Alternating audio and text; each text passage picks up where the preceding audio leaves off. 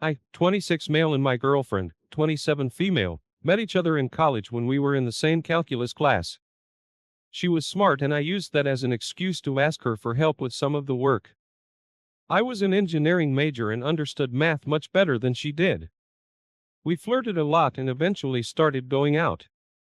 We were together all 4 years of undergrad and we lived together while we both attended separate grad schools in the city. I couldn't imagine a life without her.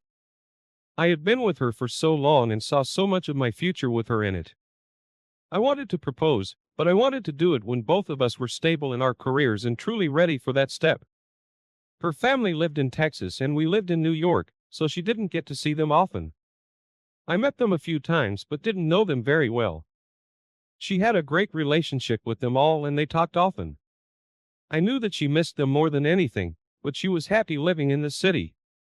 One evening out of the blue we got a phone call from her mother.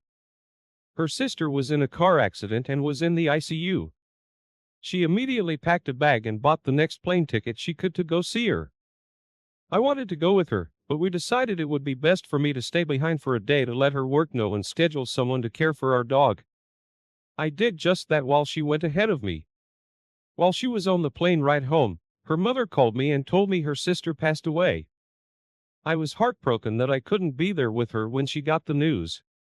Her sister was one of her best friends. They were called twins because they were so similar. My girlfriend was 2 years younger than her, but they looked identical and they sounded exactly the same.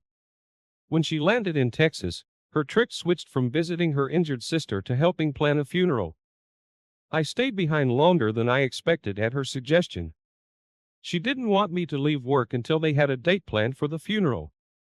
We couldn't afford to spend a lot on dog boarding or a dog sitter, so the shorter my time in Texas, the better. I called her often to check in on her while she was away. As the time went on, it sounded like she was getting better. There were some times when she didn't answer, so I texted to check in on her. She would call me back later those nights and tell me that she had been at her sister's house going through some of her things. Her sister was married to a guy we'll call Joe. He was nice the few times I met him, but he seemed superficial to me.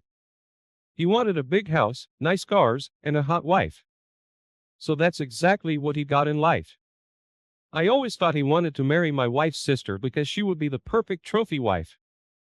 I knew that spending time at her sister's house would mean spending time with him, but she was mourning.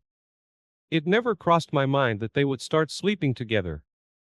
Eventually, I flew down for the funeral and finally got to be with my girlfriend again. I missed her and I felt terrible that I wasn't able to be with her while she was grieving. During the wake, Joe struck up a conversation with me and mentioned how sometimes he'd look at my girlfriend and see her sister. Then his eyes lingered on her much longer than I felt comfortable. I didn't say anything because he just lost his wife and everything. Afterwards, he kept mentioning how hard it was on my girlfriend and how I wasn't there. It seemed like he was trying to guilt trip me. My girlfriend and I flew back to the city a couple of days after the funeral and started trying to get things back to normal. My girlfriend was still grieving and I just tried to be there for her. The only problem was that she wouldn't let me help her. Whenever I tried to comfort her, she would turn it down. When I tried to hold her at night, she turned away from me. She didn't even want to hold my hand. I thought all of that was her grieving and shutting me out for it. One day, I came home from work and found her in our bedroom trying on some clothes she brought back from Texas. They were all her sister's things, stuff that Joe bought for her before she died. I noticed that she was taking a lot of pictures in the clothes too. A few weeks later, she told me that Joe was coming to visit and would be crashing with us. He needed to get out of their house, and he had never been to New York, so she invited him. I felt bad being upset about it, but I was. I was still annoyed with how he was looking at her during his wife's wake, and on top of that nobody asked me if it was okay. Still, I didn't say anything because it was such a sensitive issue. My girlfriend was talking to him a lot leading up to his arrival. I would come home from work and see them FaceTime each other, talking about different places they were going to go when he was there. He called all the time, and they texted a lot too. They hadn't been that way before the funeral. It was rubbing me the wrong way, but I didn't know what to say to address it. I was aware that no matter what I said, I was going to come across a jerk because both of them were still mourning. Joe eventually arrived in the city in my girlfriend, and I helped him get settled in our apartment. My girlfriend worked from home, and I worked a few blocks away, so she was going to be alone with him most of the time he was there. My gut was telling me not to trust it. I hadn't seen anything that directly told me there was something going on with them. I just had a feeling that their relationship had changed immensely since the funeral, and it was gnawing at me. I let my imagination run while thinking of all the conversations they had over text messages for while I wasn't there. My girlfriend looked exactly like her sister. There was no doubt in my mind that Joe would be attracted to her. He probably had always been. One afternoon while I was working, I sent my girlfriend a text message asking her if she wanted me to grab food on my way home. Normally, she would respond to my messages within half an hour. Even if she was in a meeting, she would still be on her phone and texting. That time, however, she didn't respond at all.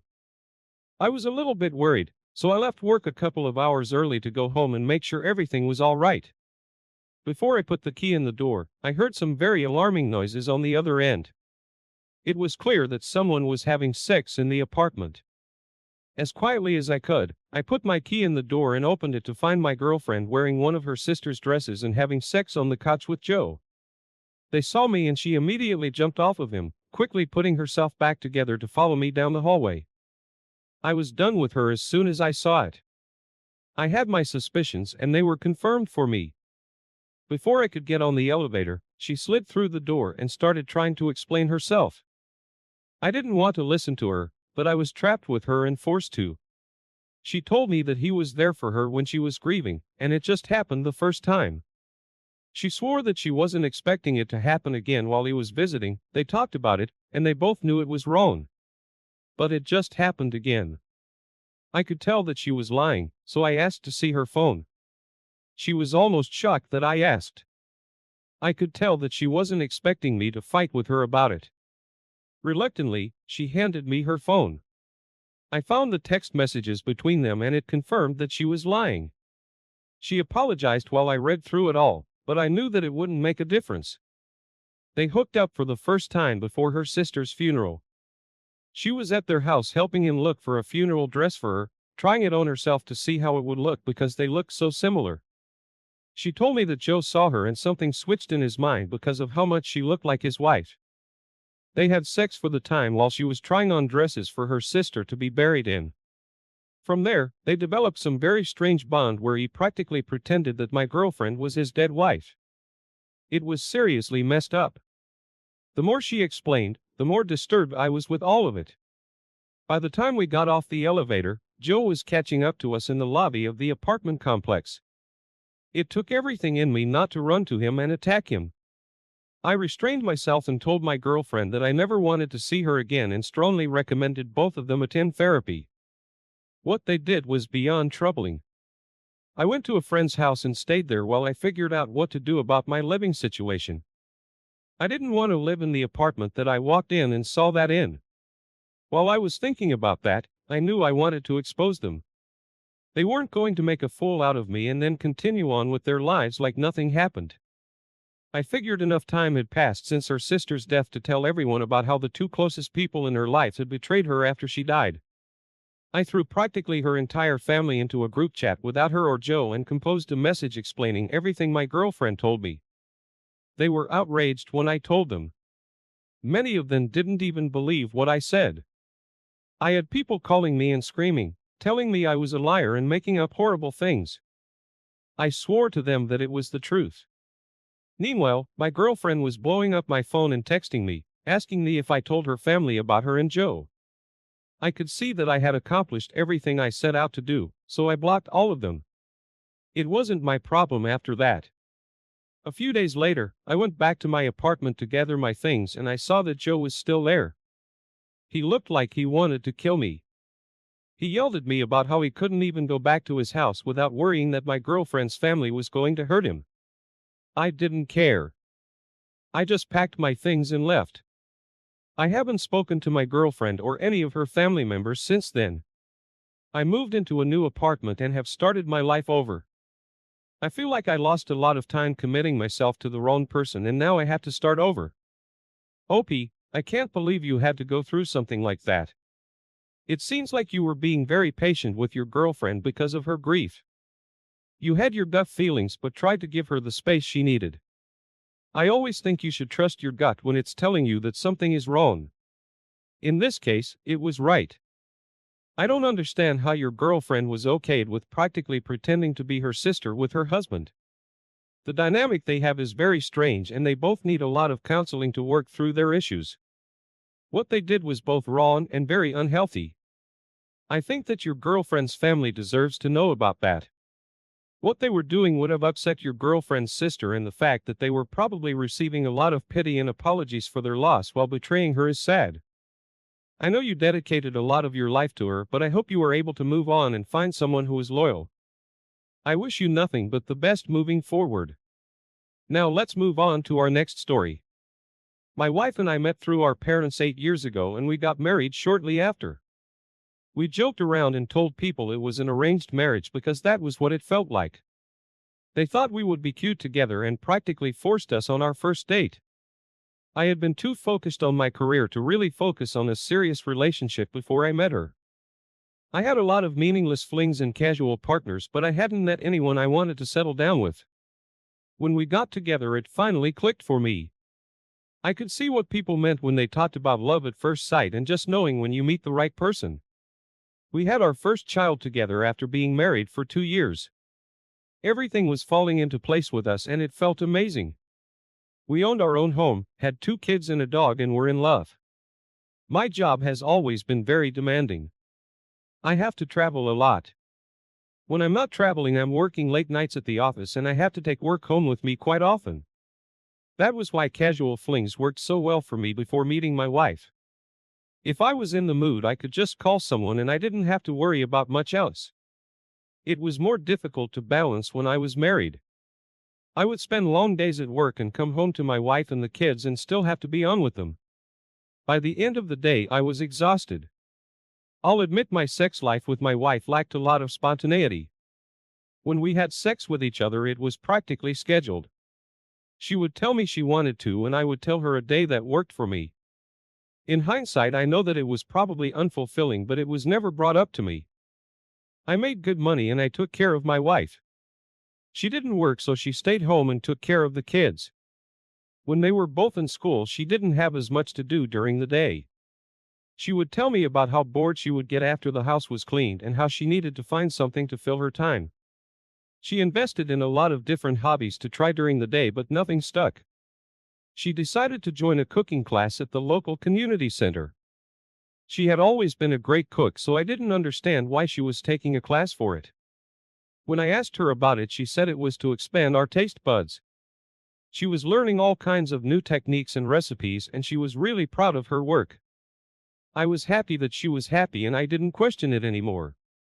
She cooked some of the new recipes for us for dinner, and while we ate, she would rave about the things she learned. She would always talk about the class instructor and how brilliant he was. He was apparently very innovative and planning on opening a new restaurant in town. I had no idea anything was going on until I saw it with my own eyes. I had been at work one day when I got sick. I had been feeling bad in the morning, but I forced myself to go to work. In the middle of the day, I couldn't take it anymore and decided to go home. I was so out of it that a coworker drove me home. I didn't even think to text my wife and let her know I was on my way home. When I walked in, I could see that she had the dining room set up for a meal. It looked romantic. There were candles and wine glasses laid out. She was dressed up and in the kitchen cooking. I walked in and asked what was going on. She was very surprised to see me and tried to make it seem like she was just experimenting. I still didn't understand why there were 2 places set at the table. The doorbell rang not long after I arrived and I answered it. A young man was on the other side and he turned as pale as a ghost when he saw that I answered. He had a bottle of wine with him, so I assumed he was the dinner guest. My wife introduced me to him and told me that he was her cooking instructor. She tried to play it off as inviting him over to show him what he taught her. Honestly, I didn't believe it, but I was awfully sick. I was having a hard time standing upright and I needed to collapse in bed. It was something that I needed to handle another time. It seemed fishy, but it wasn't impossible that she was telling me the truth. I went to my room and passed out in the bed. I woke up early the following morning and my wife was next to me. Part of me thought it was a dream, but I knew that it wasn't. While she was asleep, I grabbed her phone and looked through it. There were obviously a lot of deleted messages between her and the instructor, which was a major red flag. She was hiding something, and I knew that their lunch wasn't as innocent as she tried to make it seem. I looked through her image gallery and found a few hidden photos of the instructor. They were shirtless pictures mostly, but I found one picture of another man's private parts and assumed it was his. I sent what I was able to find to myself and put her phone back before she woke up. She had never given me any reason to suspect that she was cheating on me, but at that moment I started to wonder if I just missed the signs because I was too busy working. I called out of work, but I told my wife I was going in. I ended up stopping by the library to use a computer and look for a good divorce attorney. After I found one, I did some digging into the cooking instructor my wife had been seeing. I found his website online and saw that he was a minor cooking influencer online. He had a lot of followers on his social media pages and even had some sponsorships. I figured that I could ruin all of that for him. I found out who managed the community center and contacted them, informing them of the inappropriate behavior of the instructor. He seemed to be relying on the kitchen at the community center while he planned his restaurant opening. I had no doubt he was relying on that income to get it started too. When I was done there, I lingered around town until I could go home and pretend like I worked all day. I waited until I had some information from my lawyer to tell my wife that it was over. When I finally got the word, I served her with the papers and savored the shocked expression. I told her I knew about the instructor and she tried to deny it. When she realized there was no point, she started explaining why it happened. She told me that she was feeling unfulfilled. She put all of the blame on me for not satisfying her and making her feel like she came second to my job. Like I said before, in hindsight I can agree with that, but she never came to me and told me anything. If she had, I would have listened to her and tried to change for her. I would have gone to counseling if we needed to. I loved her and I would have done anything to make sure our relationship was okay, but she decided what she wanted to do and sealed our fate for us. There was no going back to the way things were for me. She was disappointed and tried to sway me away from divorce, but it wasn't going to happen. We ended up divorcing and I was favored in the end because she cheated. We still have to spend a lot of time together due to custody arrangements, and we're cordial, but I don't talk to her about anything other than the kids. Opie, it sounds like you were willing to change and make sure she was happy. She might have jumped to a conclusion that you wouldn't be willing to change. It's interesting that she deleted the text messages between her and the instructor but not the images. That seems to be what really sealed her fate there. I'm glad that you are still cordial after the divorce.